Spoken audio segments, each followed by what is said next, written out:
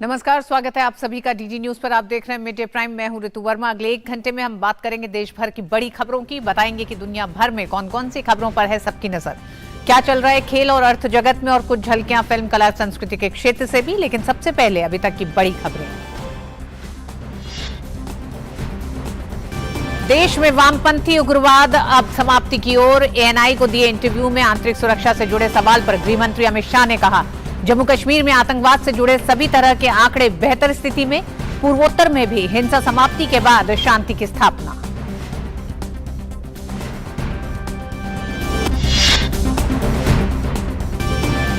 प्रधानमंत्री मोदी के साथ आगे बढ़ रहा है देश। गृह मंत्री अमित शाह ने कहा, 2024 में प्रधानमंत्री का कोई मुकाबला नहीं। अडानी से जुड़े मामले में भी बोले गृह मंत्री। कहा, सुप्रीम कोर्ट ने लिया है संज्ञान। बीजेपी के पास कुछ नहीं है छुपाने को और न ही है डरने की जरूरत।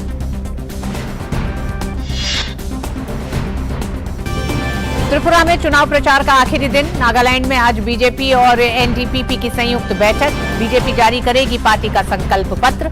मेघालय में भी चुनावी पारा चरम पर।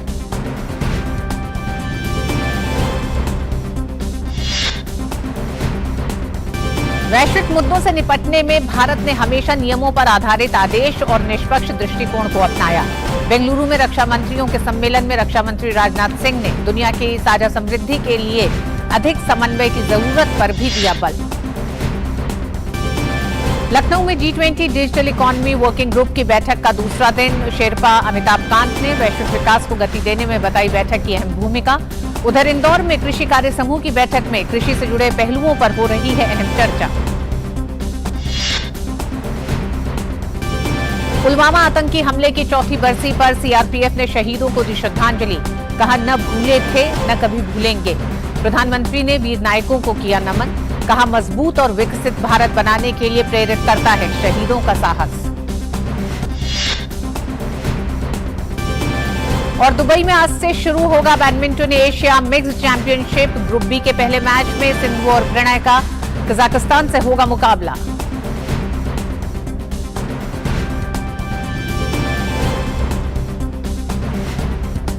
और सबसे पहले बड़ी खबरों पर आइए नजर डालते हैं।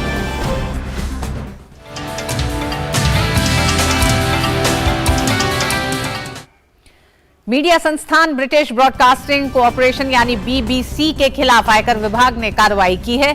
आयकर विभाग के अधिकारियों ने मीडिया संस्थान के राजधानी दिल्ली और मुंबई स्थित बीबीसी के दफ्तरों पर सर्वे किया है। खबरों के अनुसार आयकर विभाग के अधिकारियों ने दफ्तर को सील कर दिया है। ये भी कहा जा रहा है कि सभी कर्मचारियों को घर जाने के लिए कह दिया गया है।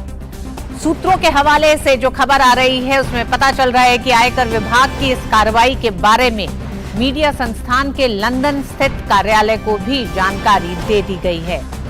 बीबीसी और आयकर विभाग की तरफ से अभी कोई आधिकारिक बयान नहीं जारी किया गया है। फोन लाइन पर इस खबर पर हमारे साथ जुड़ गए हैं हमारे साथी संवाददाता नीरज सिंह। नीरज, दिल्ली और मुंबई में बीबीसी के दफ्तरों पर छापेमारी की आयकर विभाग की खबर आ रही है।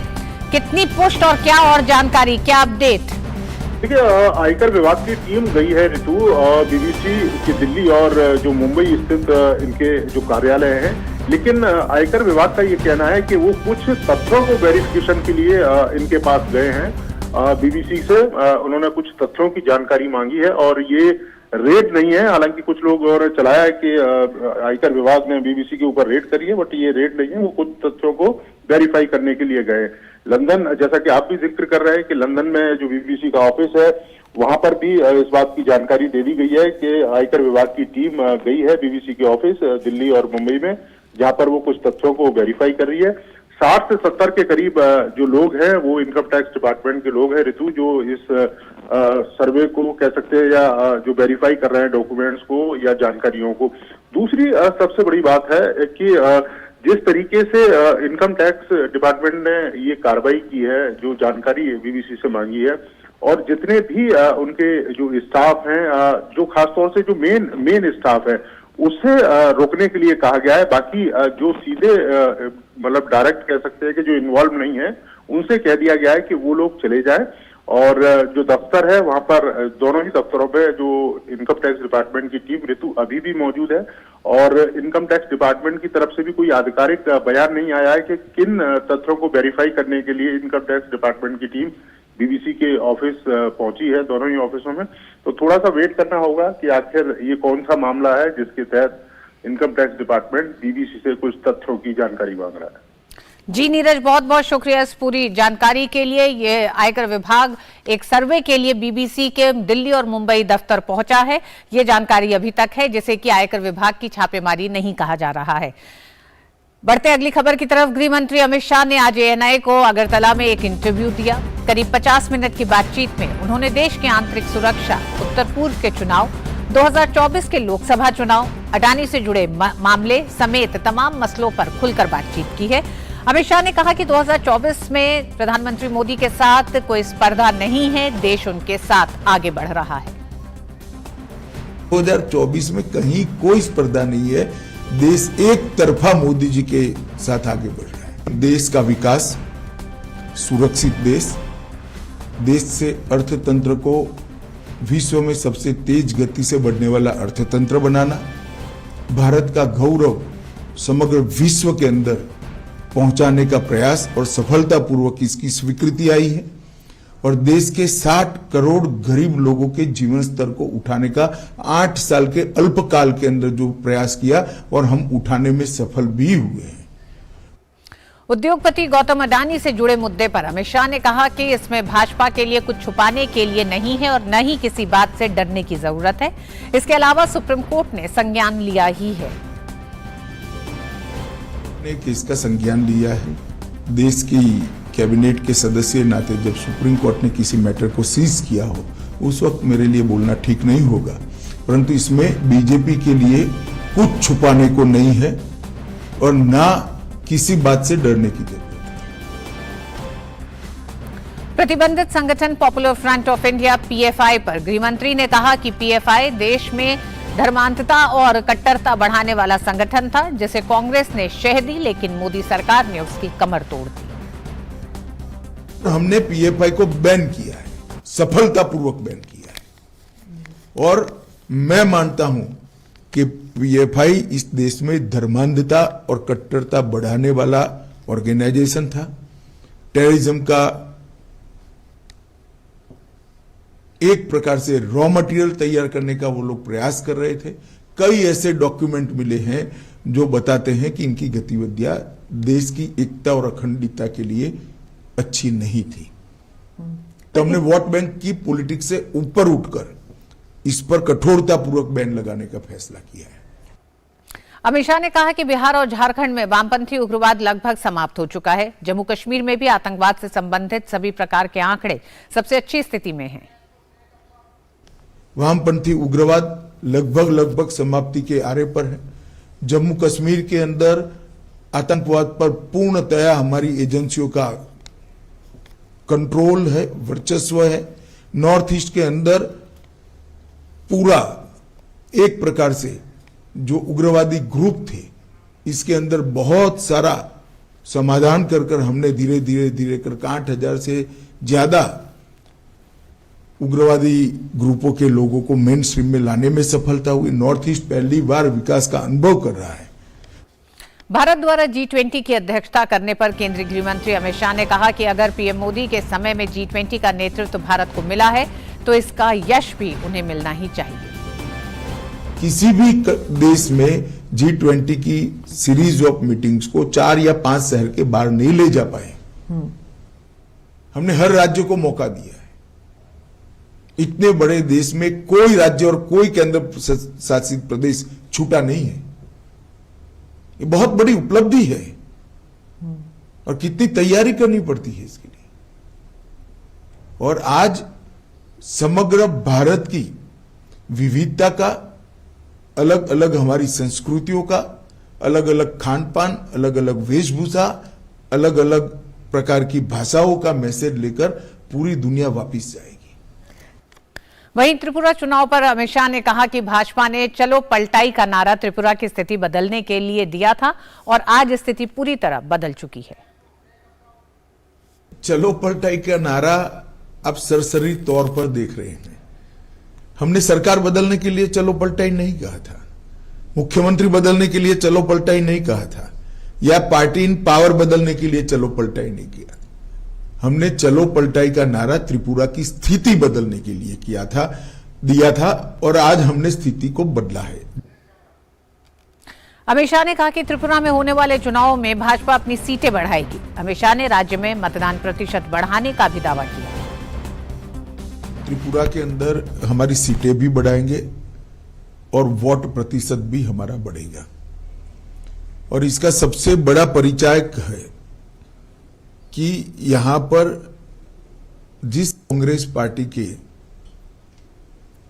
ऑर्गेनाइजेशनल कैडर के सैकड़ों लोगों की हत्या कम्युनिस्ट शासन में हो गई थी, वो कांग्रेस पार्टी ने बहुत कम सीटें लेकर कम्युनिस्टों के साथ समाधान किया है। और जो कम्युनिस्ट पार्टी कभी त्रिपुरा में किसी के साथ नहीं जाती थी, वो कम्युनिस्ट पार्टी ने भी कांग्रेस के साथ समाधान किया है। इसका मतलब है वो दोनों ये बात को स्वीकार कर चुके हैं कि हम अकेले भारतीय जनता पार्टी को नहीं हरा सकते, और ये हमारे लिए बहुत अच्छी पोजीशन है। मैं मानता हूं कि हम त्रिपुरा में हम अब तक का हमारा सबसे अच्छा परिणाम इस बार लेकर आएंगे।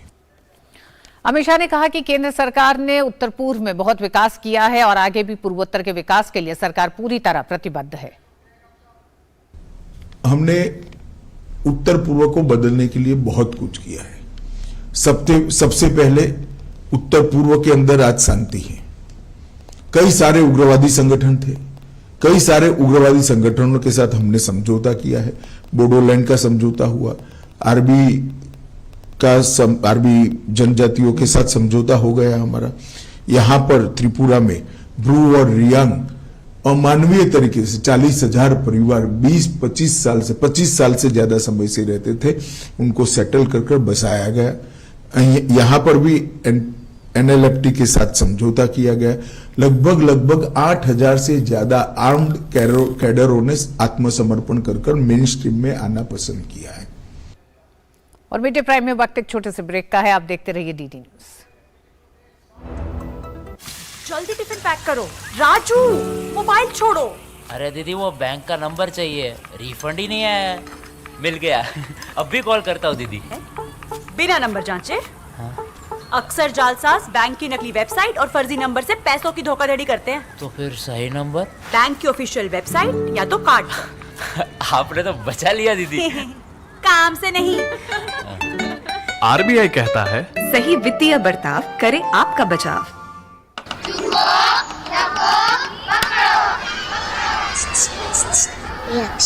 समझ गए सब? Good, very good. एक बार फिर करेंगे।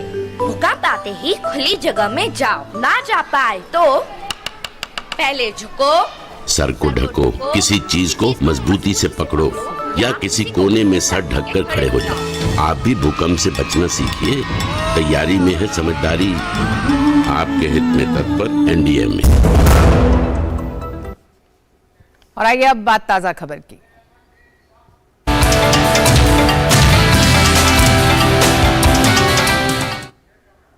रक्षा मंत्री राजनाथ सिंह ने आज बेंगलुरु में एरो इंडिया के मौके पर रक्षा मंत्रियों के सम्मेलन की मेजबानी की। बैठक में मित्र देशों के रक्षा मंत्रियों ने भाग लिया। इस दौरान रक्षा मंत्रियों के सम्मेलन को संबोधित करते हुए राजनाथ सिंह ने कहा कि दुनिया की साझा समृद्धि के लिए विभिन्न क्षेत्रों में सभी देशों के बीच अधिक समन्वय की आवश्यकता है, जिनमें रक्षा और सुरक्षा का क्षेत्र सबसे महत्वपूर्ण है। उन्होंने कहा, भारत विदेशी राष्ट्रों को एक उन्नत रक्षा साझेदारी की पेशकश करता है। India offers an enhanced defense partnership to the friendly foreign nations. We offer a partnership that is accommodative of the national priorities and capacities. We want to build with you. We want to launch with you. We want to create with you, and we want to develop with you. We wish to create symbiotic relationship which we can learn from each other, grow together and create a win-win situation for one and all. दुनिया के सामने मौजूदा सुरक्षा चुनौतियों पर प्रकाश डालते हुए रक्षा मंत्री ने कहा कि भारत क्षमता निर्माण में विश्वास रखता है ताकि देश अपनी जरूरतों के अनुसार अपनी खुद की योजना बना सके। collective security has become sine qua non for our development and prosperity. Terrorism, illegal arms trade, drugs smuggling, human trafficking, etc. pose significant security threats to the whole world.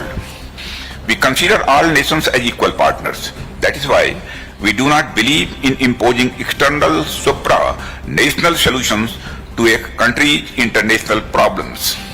We do not believe in giving sermons or cut and dried solutions which do not respect the national values and constraints of the countries in need of assistance. Rather, we support the capacity building of our partner countries so that they may chart out their own destiny in accordance with their own genius. रक्षा मंत्री राजनाथ सिंह ने 14वें arrow India के दूसरे दिन आज बेंगलुरु में विदेशी मूल उपकरण निर्माताओं के सीईओ से मुलाकात करके उन्हें भारत में उद्योग लगाने का न्यौता दिया। बातचीत के दौरान उन्होंने कहा कि भारत वैश्विक रक्षा उद्योग को उस मुकाम पर पहुंचा सकता है जहां दुनिया भर की रक्षा निर्माण कंपनियां भारतीय विकास की कहानी का हिस्सा बन सकती हैं। राजनाथ सिंह ने भारत के लिए रक्षा क्षेत्र के महत्व पर जोर देते हुए कहा कि रक्षा उत्पादन भारत को आत्मनिर्भर बनाने के साथ साथ भारतीयों के लिए रोजगार पैदा करता है। बैठक में कई कंपनियों के सीईओ ने भारतीय रक्षा विनिर्माण में वैश्विक निवेश को सुविधाजनक बनाने के लिए अपने सुझाव दिए और रक्षा मंत्री ने उन्हें निजी उद्योग के लिए नियामक बाधाओं को दूर करने के सरकारी प्रयासों का आश्वासन दिया। जनरल एटॉमिक्स, सफ्रान बोइंग, एम्ब्रेयर और राफेल एडवांस्ड डिफेंस सिस्टम्स जैसी कंपनियों के सीईओ और वरिष्ठ प्रबंधन ने बातचीत में भाग लिया। रक्षा सचिव गिरधर अरमाने, महानिदेशक पंकज अग्रवाल, रक्षा उत्पादन के अतिरिक्त सचिव टी नटराजन और रक्षा मंत्रालय के अन्य वरिष्ठ अधिकारी भी उपस्थित थे। और मिड डे प्राइम में वक्त एक और ब्रेक का।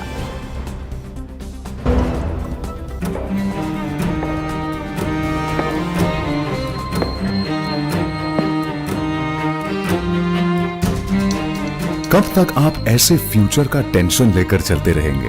LIC के न्यू पेंशन प्लस के साथ अपनी पेंशन का प्लान बनाइए, क्योंकि ये प्लान आपके फ्यूचर के लिए मार्केट लिंक्ड वेल्थ क्रिएट करता है। और तो और इस प्लान में गारंटीड एडिशंस के साथ पेंशन पाने के कई ऑप्शंस भी हैं, so that you grow young and tension free. LIC, हर पल आपके साथ।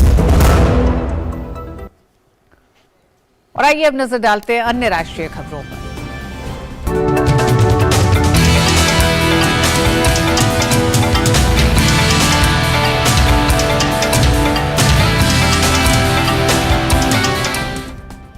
विदेश सचिव विनय मोहन क्वात्रा कल 2 दिन की यात्रा पर बांग्लादेश जाएंगे। इस दौरान वे बांग्लादेश के विदेश सचिव के साथ राजनीति और सुरक्षा, जल, व्यापार और निवेश तथा ऊर्जा सहित द्विपक्षीय संबंधों की व्यापक समीक्षा करेंगे।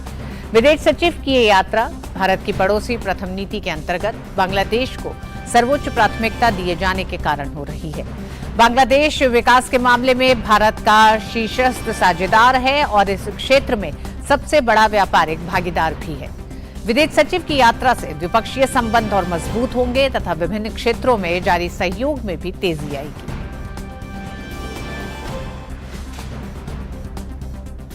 मध्य प्रदेश के इंदौर में भारत की G20 अध्यक्षता के अंतर्गत कृषि कार्य समूह की पहली बैठक के दूसरे दिन केंद्रीय नागरिक उड्डयन और इस्पात मंत्री ज्योतिरादित्य सिंधिया ने प्रतिनिधियों को संबोधित किया।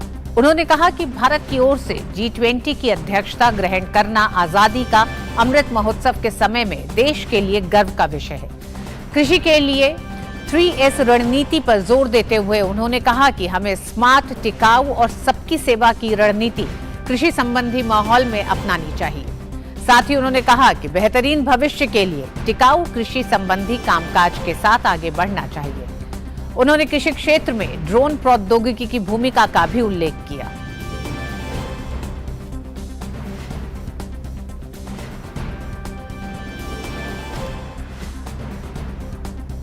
हमारी सोच है कि विश्व व्यापक स्थिति पर एक 3S स्ट्रैटेजी एग्रीकल्चरल इकोसिस्टम के लिए हमें अपनाना होगा। एक ऐसी स्ट्रैटेजी विश्व के लिए जो स्मार्ट हो, एक ऐसी स्ट्रैटेजी विश्व के लिए जो सस्टेनेबल हो और एक ऐसी स्ट्रैटेजी विश्व के लिए जो सभी को सर्व कर पाए।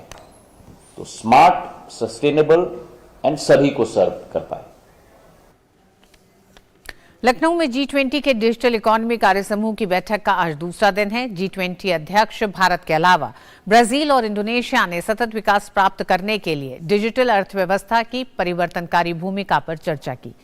भारत की G20 के शेरपा अमिताभ कांत ने इस मौके पर वैश्विक विकास को गति देने में डिजिटल इकोनॉमी कार्य समूह की भूमिका पर जोर दिया। उन्होंने भारत के डिजिटल पब्लिक इंफ्रास्ट्रक्चर की सफलता पर जोर देते हुए कहा कि इसने वित्तीय समावेशन, सामाजिक सेवा, शासन सुगमता, सुरक्षा को बढ़ावा दिया और साथ ही डिजिटल जगत में एकाधिकारवाद को रोकने में मदद की। India's digital public infrastructure has been very transformational, and this is really a case study of what India has achieved.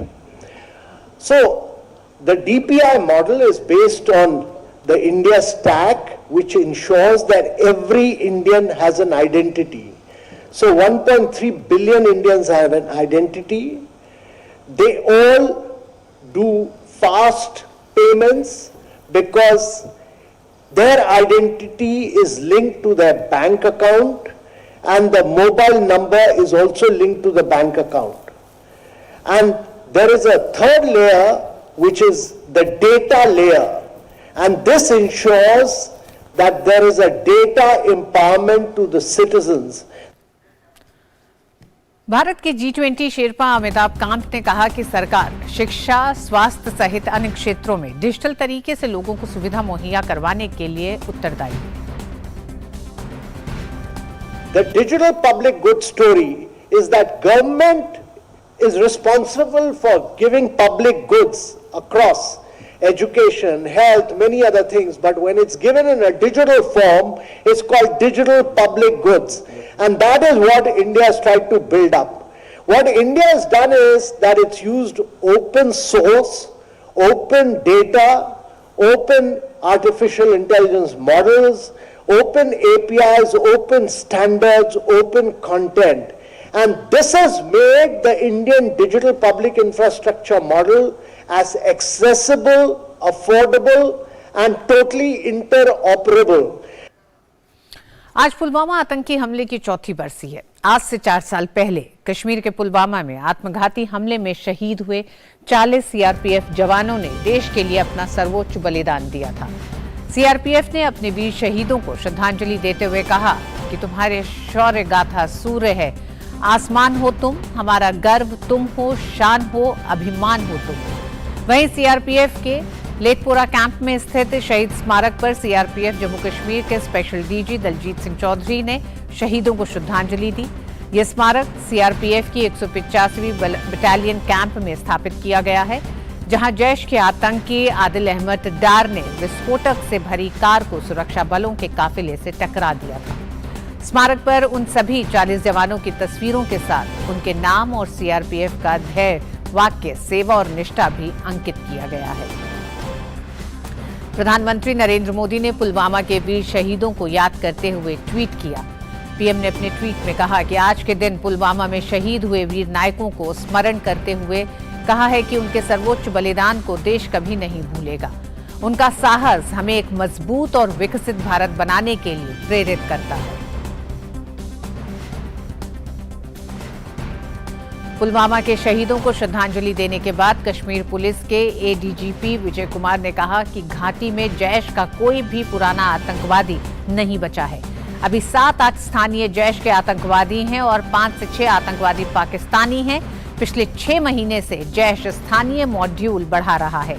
हमारा फोकस नार्को टेररिस्ट और टेरर फंडिंग पर है। जैश में तो कोई भी पुराना टेररिस्ट नहीं बचा है। सभी डार तक मारा गया, जाहिदी मारा गया पुलवामा का, अब कोई नहीं बचा है। टोटल 7 से 8 लोकल जैश के टेररिस्ट हैं और 5 से 6 एमटी पाकिस्तानी हैं, जिसमें कि जो सुलेमानी जो है, मूसा सुलेमानी कुलगाम में एक्टिव है, जैश मोहम्मद का पुराना आतंकवादी है, उसके पीछे हम लोग बहुत पड़े हैं, जल्दी न्यूट्रलाइज कर लेंगे।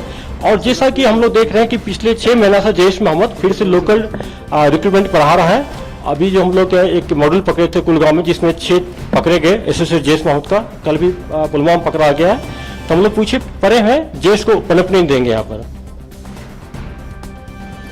खबरों में आगे, कांग्रेस नेता राहुल गांधी के विमान को वाराणसी में उतरने की इजाजत नहीं दिए जाने के आरोपों पर वाराणसी एयरपोर्ट अथॉरिटी ने स्पष्टीकरण दिया है।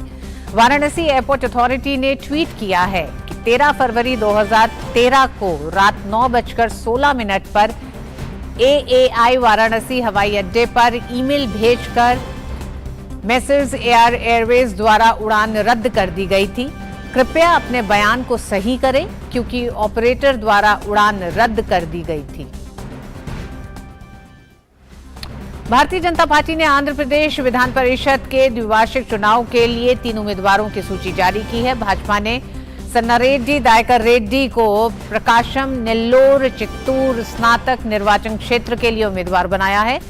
निगरूर राघवेंद्र को कडप्पा, अनंतपुर, कुर्नूल स्नातक क्षेत्र और PVN माधव रेड्डी को श्रीकाकुलम, विजयनगरम, विशाखापट्टनम स्नातक क्षेत्र के लिए उम्मीदवार बनाया है।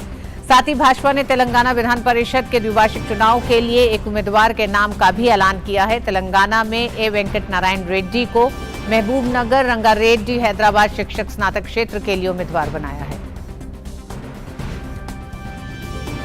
त्रिपुरा में विधानसभा चुनाव के लिए प्रचार का आज आखिरी दिन है। त्रिपुरा के मुख्यमंत्री और भाजपा के नेता डॉक्टर माणिक साहा ने टाउन बारडोली विधानसभा में घर घर जाकर जनसंपर्क किया। माणिक साहा टाउन बारडोली सीट से ही चुनाव लड़ रहे हैं। उन्होंने कहा कि त्रिपुरा की जनता भाजपा को जिताकर फिर यहां पर भाजपा की सरकार बनाएगी।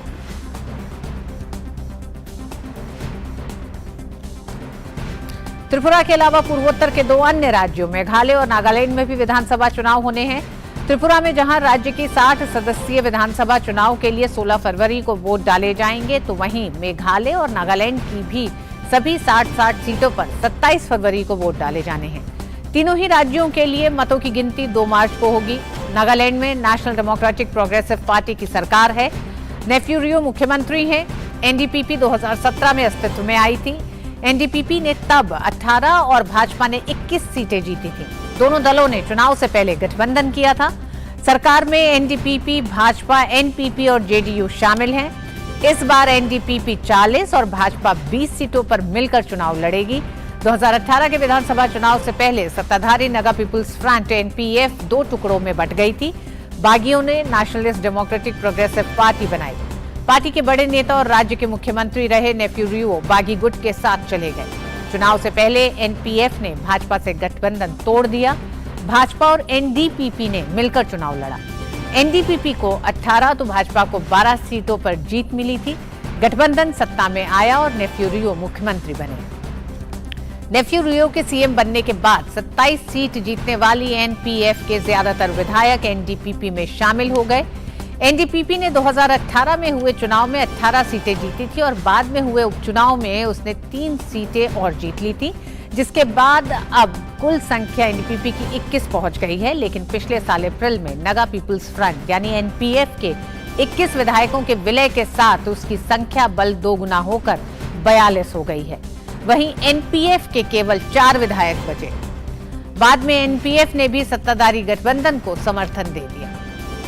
तो वर्तमान में मेघालय में नेशनल पीपुल्स पार्टी NPP की अगुवाई में यूनाइटेड डेमोक्रेटिक पार्टी UDP, पीपुल्स डेमोक्रेटिक फ्रंट PDF, भाजपा तथा हिल स्टेट पीपुल्स डेमोक्रेटिक पार्टी की गठबंधन सरकार है और कोनराड संगमा इसका नेतृत्व कर रहे हैं। मेघालय में 2018 के विधानसभा चुनाव में किसी भी दल को स्पष्ट बहुमत नहीं मिला था।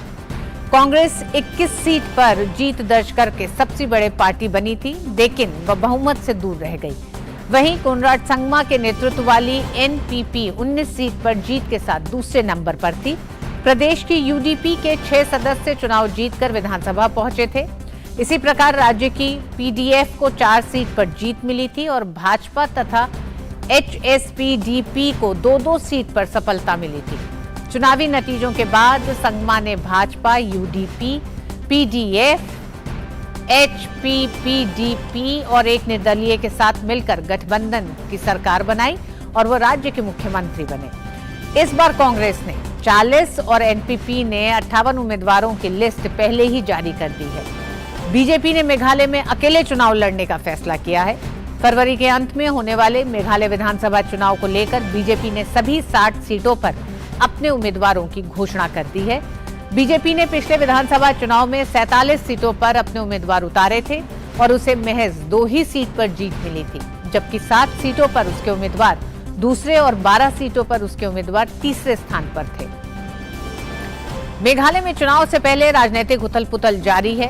यहां तक कि गठबंधन सरकार चला रही एनपीपी और भाजपा के बीच भी दरारें दिख रही हैं। मुख्यमंत्री कोनराड के संगमा के खिलाफ दक्षिण तुरा निर्वाचन क्षेत्र में बीजेपी ने अपने राज्य इकाई के उपाध्यक्ष और पूर्व उग्रवादी नेता बर्नार्ड एन मराक को मैदान में उतारा है।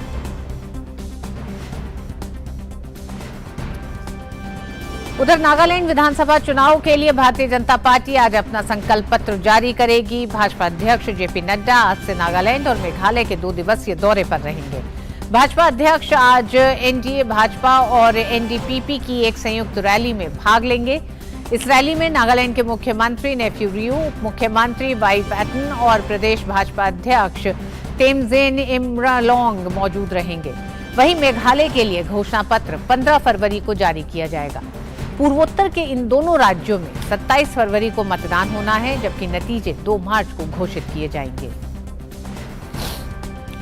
कानपुर देहात के रूरा के मंडोली गांव में पुलिस और प्रशासन की टीमें अतिक्रमण हटाने पहुंची थी। आरोप है कि एक झोपड़ी को हटाने की बात हुई तो मां बेटी ने अंदर से गेट बंद कर खुद को आग लगा ली, जिससे दोनों की मौत हो गई। कानपुर देहात में महिला और उसकी बेटी के जलकर मरने के तुरंत पहले का वीडियो भी सोशल मीडिया पर जमकर वायरल हो रहा है।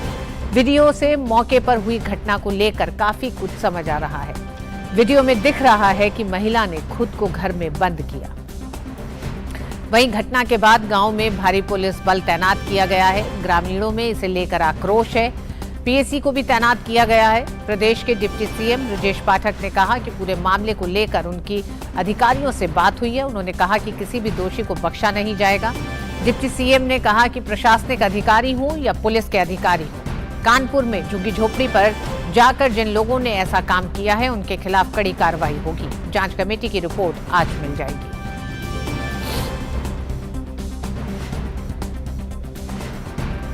रात भर इस मामले में काफ़ी हमने अधिकारियों से बात किया है और उच्च अधिकारियों से हमने कहा है कि किसी भी दोषी व्यक्ति को हम बख्शेंगे नहीं, चाहे प्रशासनिक अफसर हों या पुलिस के अफसर हों।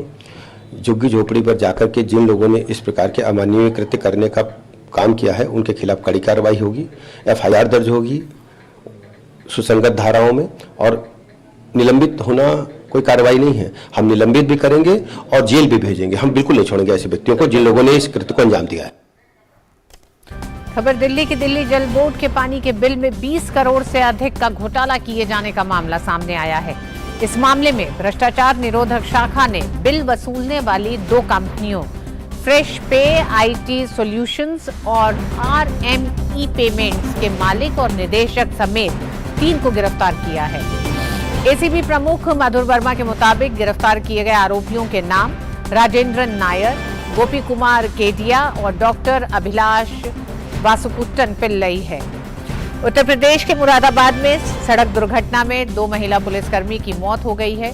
एसपी सिटी अखिलेश भदौरिया ने बताया कि थाना सोनकपुर में तैनात 2 महिला कांस्टेबल बीती रात ड्यूटी से वापस लौट रही थी, तभी ट्रैक्टर से दुर्घटना में उनकी मृत्यु हो गई। शवों को पोस्टमार्टम के लिए भेज दिया गया है।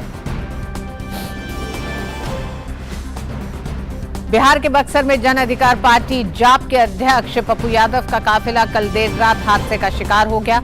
घटना में पप्पू यादव की गाड़ी भी दुर्घटनाग्रस्त हो गई।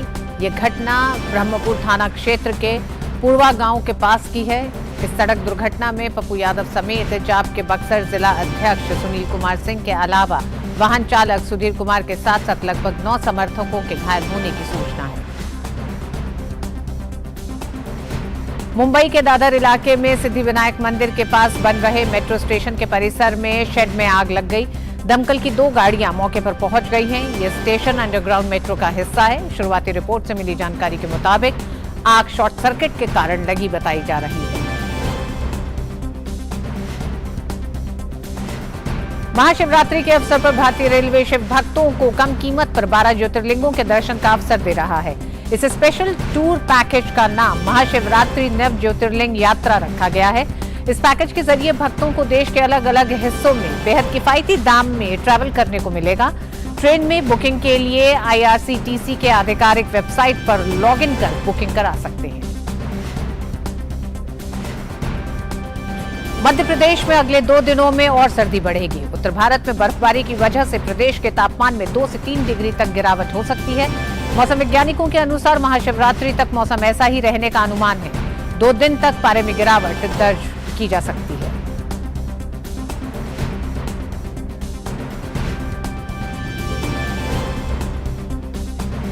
और मीडिया प्राइम में वक्त एक छोटे से ब्रेक का है, आप देखते रहिए डीडी। जल्दी टिफिन पैक करो। राजू, मोबाइल छोड़ो। अरे दीदी वो बैंक का नंबर चाहिए, रिफंड ही नहीं आया है। मिल गया। अब भी कॉल करता हूँ दीदी। बिना नंबर जांचे अक्सर जालसाज बैंक की नकली वेबसाइट और फर्जी नंबर से पैसों की धोखाधड़ी करते हैं। तो फिर सही नंबर? बैंक की ऑफिशियल वेबसाइट या तो कार्ड पर। आपने तो बचा लिया दीदी। काम से नहीं। RBI कहता है सही वित्तीय बर्ताव करे आपका बचाव।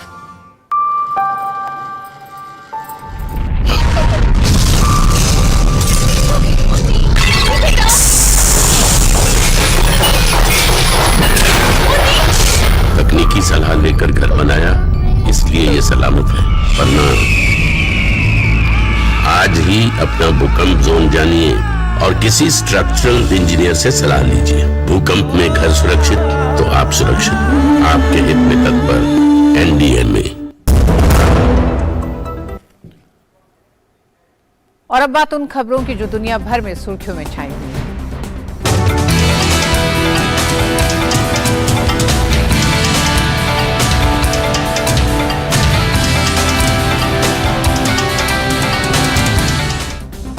तुर्की और सीरिया में भूकंप पीड़ितों की मदद के लिए भारत ऑपरेशन दोस्त के तहत मदद कर रहा है। स्वास्थ्य मंत्रालय ने मानवीय सहायता के तौर पर जीवन रक्षक, आपातकालीन दवाएं, सुरक्षात्मक उपकरण, मेडिकल उपकरण, क्रिटिकल केयर ड्रग तुर्की और सीरिया को भेजे हैं। केंद्रीय स्वास्थ्य मंत्री मनसुख मांडविया ने ट्वीट में वीडियो साझा करते हुए कहा है कि अब तक 7.4 करोड़ रुपए मूल्य की कुल 16,945 टन सामग्री मुहैया कराई गई है। स्वास्थ्य मंत्री ने कहा कि भारत वसुधैव कुटुंबकम की भावना के तहत भूकंप प्रभावित दोनों देशों को सहायता मुहैया करवा रहा है। अमेरिका के मिशिगन स्टेट यूनिवर्सिटी में हुई गोलीबारी में कम से कम 3 लोगों को मरने की खबर है और 5 लोगों के घायल होने की खबर है। घटना में घायल हुए 5 लोगों को अस्पताल में भर्ती कराया गया है। कैंपस पुलिस ने कहा है कि मिशिगन स्टेट यूनिवर्सिटी में गोलीबारी के बाद कई लोगों के घायल होने की सूचना मिली थी। पुलिस ने रात करीब 8:30 बजे ईस्ट लॉन्सिंग कैंपस में बेरकी हॉल के पास गोली चलने की सूचना दी। MSU पुलिस के पास केवल एक ही संदिग्ध होने की सूचना है। संदिग्ध ने खुद को गोली मार ली। मार्बर्ग वायरस के प्रकोप से इक्वेटोरियल गिनी में 9 लोगों की मौत हो गई है। स्वास्थ्य मंत्री तिमोहा ओडो अयाकाबा ने कहा है कि विश्व स्वास्थ्य संगठन और संयुक्त राष्ट्र के परामर्श के बाद लॉकडाउन योजना लागू के साथ ही एंटिम प्रांत और मोंगोमो के पड़ोसी जिले में स्वास्थ्य चेतावनी घोषित कर दी गई है। उन्होंने कहा कि एंटिम में क्वारंटाइन की वजह से 4,325 लोगों पर असर पड़ रहा है। मंत्री ने कहा है कि 9 मौतें 7 जनवरी से 7 फरवरी के बीच हुई। उन्होंने ये भी बताया कि 10 फरवरी को अस्पताल में एक संदिग्ध की मौत हुई है, लेकिन उसका परीक्षण किया जाना बाकी है। मार्बर्ग वायरस इबोला की तरह घातक रक्तस्वादी बुखार का कारण बनता है। विश्व स्वास्थ्य संगठन के अधिकारियों की ओर से कहा गया है कि ये वायरस कोरोना और इबोला से भी अधिक खतरनाक और जानलेवा है। इस वायरस के प्रकोप पर चर्चा के लिए WHO ने एक बैठक अभी बुलाई है। न्यूजीलैंड में उत्तरी द्वीप पर आए चक्रवात गैब्रियल के बाद सरकार ने राष्ट्रीय आपातकाल की घोषणा कर दी है। घोषणा पर हस्ताक्षर करते हुए आपातकालीन प्रबंधन मंत्री किरण मैकेंट्री ने कहा है कि ये मौसम की अभूतपूर्व घटना है जिसका उत्तरी द्वीप के ज्यादातर हिस्सों में व्यापक प्रभाव पड़ रहा है। उन्होंने कहा कि ये न्यूजीलैंड के लोगों के जीवन के लिए वास्तविक खतरे वाली महत्वपूर्ण आपदा है। भारी बारिश और तेज हवा के कारण 38,000 से अधिक मकानों में बिजली नहीं रही। बाढ़ और जमीन खिसकने से ऑकलैंड के पास की कुछ बस्तियों समेत देश भर में कई बस्तियों का संपर्क टूट गया है। न्यूजीलैंड में ये तीसरी बार आपातकाल लगाया गया है। इसके पहले 2019 में क्राइस्टचर्च आतंकी हमले के समय और फिर 2020 में कोविड महामारी के कारण देश में आपातकाल लगाना पड़ा था। इसके अलावा भी कई अहम खबरें हैं जिन्होंने दुनिया भर में सुर्खियां बटोरी हैं। डालते हैं एक नजर। तुर्की और सीरिया में पिछले सोमवार को आए विनाशकारी भूकंप से मरने वालों की संख्या बढ़कर 37,000 के पार। तुर्की के 10 प्रांतों में भूकंप की वजह से 25,000 से ज्यादा इमारतें जमींदोज हुई। तुर्की में मलबे में दबी जिंदगियों की तलाश लगातार जारी। इस बीच हाटे प्रांत में इस विनाशकारी घटना के 182 घंटों के बाद 13 साल के एक बच्चे को मलबे से निकाला गया। तुर्की में शक्तिशाली भूकंप से हुई तबाही से निपटने के लिए जद्दोजहद चल रही है। इसी बीच गाजियाटेप में पटरी से उतरी एक ट्रेन को भारी मशीनों की मदद से उठाकर फिर से पटरी पर रखा गया। भूकंप के दौरान रेल की पटरियों को पहुंचा भारी नुकसान। संयुक्त राष्ट्र महासचिव एंटोनियो गुतेरेस ने कहा, सीरिया के राष्ट्रपति बशर अल असद अगले 3 महीने के लिए संयुक्त राष्ट्र की मदद को अनुमति देने पर सहमति जताई है। ये मदद विद्रोहियों के कब्जे वाले उत्तर पश्चिम सीरिया में तुर्की से सटी सीमा के रास्ते पहुंचाई जानी है। पूर्व न्यायाधीश मोहम्मद शहाबुद्दीन चुप्पू को बांग्लादेश का नया राष्ट्रपति चुन लिया गया। वे बांग्लादेश के 22वें राष्ट्रपति होंगे। 74 वर्षीय शहाबुद्दीन निर्विरोध निर्वाचित हुए हैं। वे वर्तमान राष्ट्रपति मोहम्मद अब्दुल हामिद की जगह लेंगे। अमेरिकी कोस्ट गार्ड ने मार गिराए गए चीन के संदिग्ध जासूसी गुब्बारे का मलबा दक्षिण कैरोलिना में समुद्र से निकाल लिया और वहां अस्थायी रूप से सुरक्षा कड़ी कर दी। व्हाइट हाउस ने कहा, चीन के गुब्बारे को खुफिया जानकारी जुटाने के लिए प्रोग्राम किया गया था। व्हाइट हाउस के राष्ट्रीय प्रवक्ता जॉन किर्बी ने कहा कि चीन के हवाई क्षेत्र में अमेरिका का कोई निगरानी विमान नहीं है। गौरतलब है, अमेरिका बार बार चीन के इस दावे का कर रहा है खंडन कि इस साल की शुरुआत से 10 से ज्यादा बार अमेरिकी जासूसी गुब्बारे बिना अनुमति के उसके हवाई क्षेत्र में उड़ रहे थे। फिनलैंड और स्वीडन को नाटो में शामिल करने के लिए जर्मनी समर्थन जुटा रहा है। इसी कड़ी में जर्मनी की विदेश मंत्री एनालेना बेरबॉक ने फिनलैंड और स्वीडन के लिए तुर्की और हंगरी से समर्थन का आह्वान किया। पाकिस्तान लगातार आर्थिक संकट की स्थिति से गुजर रहा है, जिससे लोग बेतहाशा बढ़ती महंगाई से परेशान। कराची में दूध की कीमत 190 पाकिस्तानी रुपए प्रति लीटर से बढ़ाकर 210 रुपए प्रति लीटर हो गई। अमेरिका के न्यूयॉर्क शहर में एक ट्रक ने कई राहगीरों को रौंद दिया। ब्रुकलिन बोरो में एक ट्रक चालक ने उसका पीछा कर रही पुलिस से बचने के दौरान वाहन से 8 लोगों को टक्कर मार दी। पुलिस ने किया चालक को गिरफ्तार। घटना में एक पुलिस अधिकारी सहित 8 लोग घायल। और मिड डे प्राइम में अब वक्त है खेल जगत की खबरों का।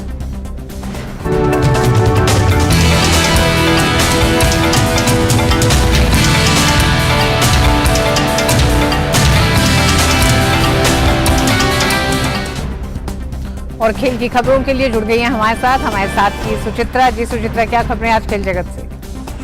सबसे पहले भारतीय क्रिकेट प्रेमियों के लिए एक अच्छी खबर है। आईसीसी ने जनवरी 2023 के लिए प्लेयर ऑफ द मंथ की घोषणा कर दी है।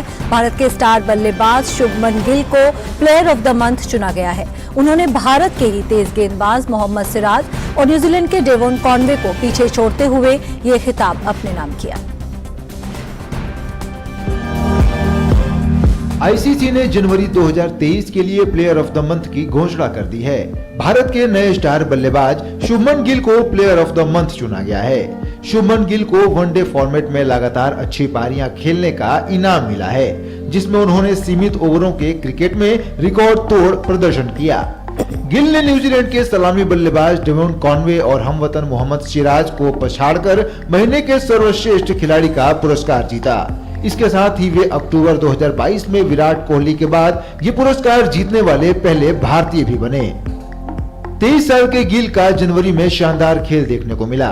उन्होंने पिछले महीने 100 से भी अधिक के 3 स्कोर बनाए और इस दौरान 567 रन जोड़े। गिल ने न्यूजीलैंड के खिलाफ हैदराबाद में सीरीज के पहले मैच में दोहरा शतक जड़ा। उन्होंने इस मुकाबले में सिर्फ 149 गेंद में 28 बाउंड्री की मदद से 208 रन बनाए और इस दौरान वनडे फॉर्मेट में दोहरा शतक जड़ने वाले सबसे कम उम्र के खिलाड़ी भी बने। इसके बाद उन्होंने अगली 2 पारियों में नाबाद 40 और 112 रन बनाए। गिल ने इसके अलावा श्रीलंका के खिलाफ 116 और न्यूजीलैंड के खिलाफ अंतिम वनडे में 112 रन की पारी भी खेली। शुभमन गिल के अब तक के करियर पर नजर डालें तो वे टीम इंडिया के लिए 13 टेस्ट, 21 वनडे और 6 T20 मैच खेल चुके हैं। टेस्ट में शुभमन गिल ने 736 रन बनाए हैं, जबकि वनडे में उन्होंने 1254 रन और T20 में 202 रन बनाए हैं। वहीं आईसीसी महिला प्लेयर ऑफ द मंथ के खिताब के लिए इंग्लैंड की ग्रेस स्टीवेंस को चुना गया है। पहली बार आयोजित आईसीसी अंडर 19 महिला T20 विश्व कप में शानदार प्रदर्शन करने के बाद स्टीवेंस आईसीसी महिला player of the month award पाने वाली सबसे कम उम्र की महिला बन गई हैं। पूरे टूर्नामेंट में उन्होंने बल्ले और गेंद दोनों से शानदार खेल का प्रदर्शन किया था। उनके हरफन वाला खेल के लिए उन्हें प्लेयर ऑफ द टूर्नामेंट भी चुना गया था। Sports desk, DD news. और खेल जगत की कुछ अन्य प्रमुख खबरों पर नजर डाल लेते हैं। Badminton Asia mix team championship की शुरुआत आज से दुबई में हो गई है। इस टूर्नामेंट में भारतीय चुनौती का नेतृत्व PV सिंधु और HS प्रणॉय कर रही हैं। इंग्लैंड को 2019 क्रिकेट विश्व कप जिताने वाले पूर्व कप्तान इयान मॉर्गन ने क्रिकेट के सभी प्रारूप से संन्यास लेने की घोषणा कर दी है। मॉर्गन ने सोशल मीडिया पर बयान जारी करते हुए अपने संन्यास की घोषणा की।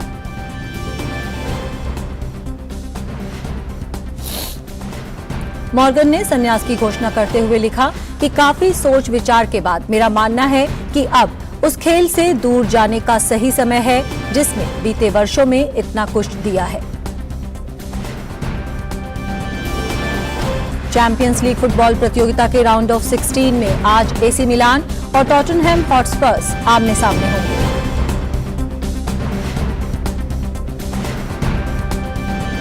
चैंपियंस लीग के राउंड ऑफ 16 में आज दूसरे मुकाबले में पेरिस सेंट जर्मेन का सामना बायर्न म्यूनिख के साथ होगा।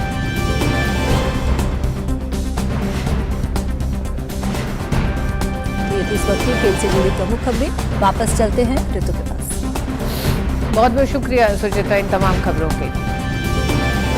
और एशिया की सबसे बड़ी एरोस्पेस और रक्षा प्रदर्शनी एरो इंडिया का 14वां संस्करण बेंगलुरु में जारी है। बुलेटिन के अंत में छोड़ जाते हैं आपको आज के न्यूजीलैंड के साथ, जिसमें आप जानेंगे क्या है एरो इंडिया, क्या है इसका महत्व और क्या है इसका मकसद। हमें दीजिए अनुमति।